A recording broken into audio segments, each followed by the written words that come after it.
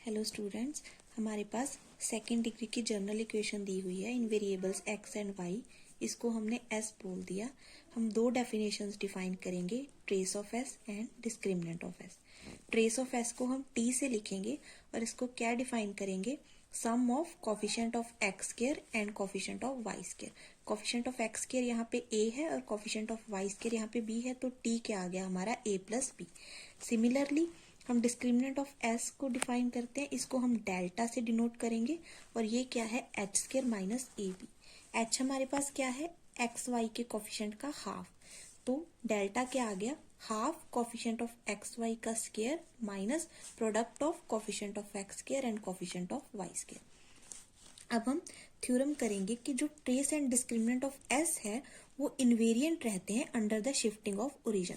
Invariant का मतलब ये है कि हमारे पास ये इक्वेशन दी है, जब हम ओरिजिन को h और k में लेके जाते हैं उसके बाद जो नया x डैश और y डैश आता है और जो इक्वेशन बदलती है उसका ट्रेस और डिस्क्रिमिनेंट इस s के ट्रेस और डिस्क्रिमिनेंट के उतना ही इक्वल रहेगा। इनवेरिएंट मतलब ट्रेस एंड डिस्क्रिमिनेंट बदलेगा नहीं शिफ्टिंग ऑफ ओरिजिन से।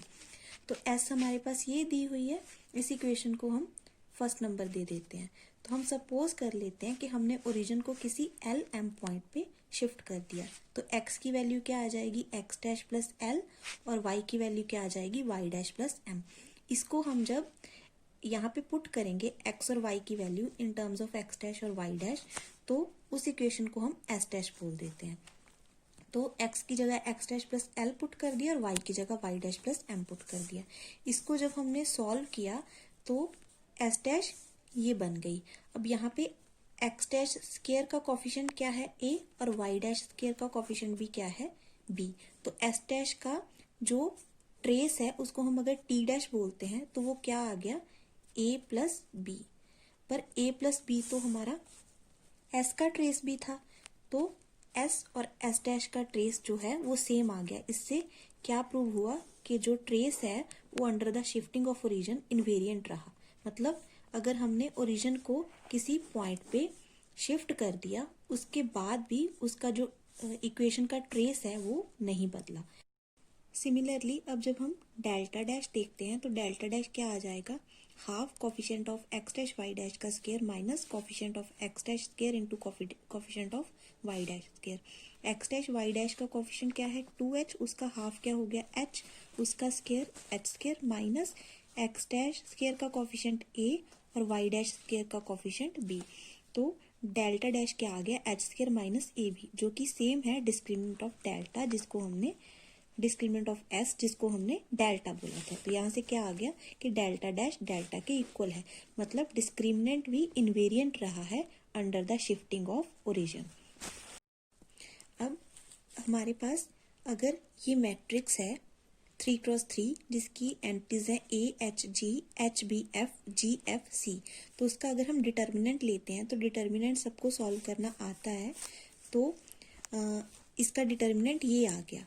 तो अगर मैं इस मैट्रिक्स के डिटर्मिनेंट को 5 बोल देती हूँ, तो अगर ये डिटर्मिनेंट की वैल्यू 0 आती है तो हम बोलेंगे कि जो हमारी इक्वेशन s है वो क्या करती है, रिप्रेजेंट करती है पेयर ऑफ स्ट्रेट लाइंस। मतलब हमारे पास कोई ऐसी इक्वेशन दी होगी, s हमने क्या लिया है, इस टाइप की होगी, ax square plus 2hxy plus b y square plus 2gx plus 2fy plus c। तो इसके कॉरेस्पॉन्डिंग हम ये मैट्रिक्स कंस्ट्रक्ट करेंगे, उसका डिटर्मिनेंट देखेंगे। अगर उसकी वैल्यू 0 आती है तो वो जो इक्वेशन है वो हमारे पास क्या रिप्रेजेंट करेगी, पेयर ऑफ स्ट्रेट लाइंस। इसके क्वेश्चन दो तरह से हो सकते हैं। एक तो ऐसा हो सकता है कि आपको कोई इक्वेशन दी है जो इस फॉर्म की है और आपको चेक करना है कि वेदर ये इक्वेशन जो है वो रिप्रेजेंट कर रही है पेयर ऑफ स्ट्रेट लाइन या नहीं। अगर तो उसके कॉरेस्पॉन्डिंग डिटर्मिनेंट लेके 3x3 मैट्रिक्स है, अगर तो वो डिटर्मिनेंट की वैल्यू 0 आती है तो वो इक्वेशन रिप्रेजेंट कर रही है pair of straight lines, otherwise नहीं कर रही। और दूसरी ऐसे आ सकता है कि आपको कोई इक्वेशन दी हो सकती है, उसमें से कोई एक वेरिएबल मिसिंग होगा उसके कॉरेस्पॉन्डिंग हम क्या करेंगे, मैट्रिक्स कंस्ट्रक्ट करेंगे। उस मैट्रिक्स के डिटर्मिनेंट की वैल्यू ये है, इसको हम कॉरेस्पॉन्डिंग टू 0 रखेंगे और वहां से हम जो मिसिंग कोफिशिएंट है उसकी वैल्यू निकाल लेंगे।